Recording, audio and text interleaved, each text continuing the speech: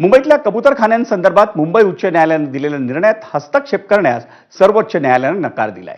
मुंबई उच्च न्यायालयाच्या त्या निर्णयाला आव्हान देणारी याचिका सर्वोच्च न्यायालयाने फेटाळली आहे। मुंबईतल्या कबूतरखान्यांमधून किंवा अन्य सार्वजनिक ठिकाणी कबुतरांना खायला देणाऱ्या नागरिकांविरोधात गुन्हा दाखल करण्याचा आदेश उच्च न्यायालयाने दिलाय।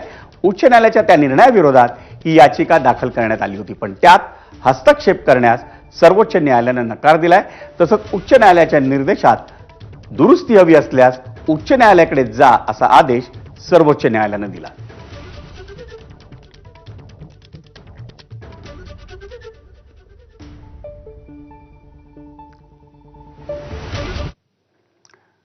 मुंबईतल्या कबूतरखान्याच्या मुद्द्यावर जैन समाजाच्या एका मुनींनी चक्क हाती शस्त्र घेण्याची भाषा केली होती।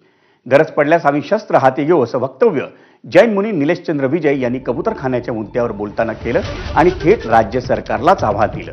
आमच्या अपेक्षेनुसार सरकारनं भूमिका घेतली नाही तर कबूतरखान्यात सामूहिक आंदोलन करण्यात येईल असाही इशारा त्या जैन मुनींनी दिला।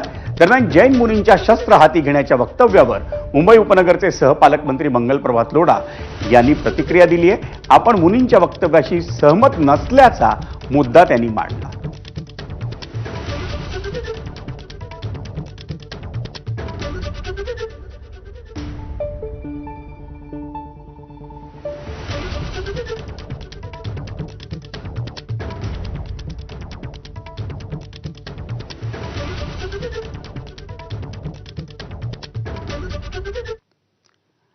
आणि एक आता अत्यंत चिडाडणारी बातमी, एका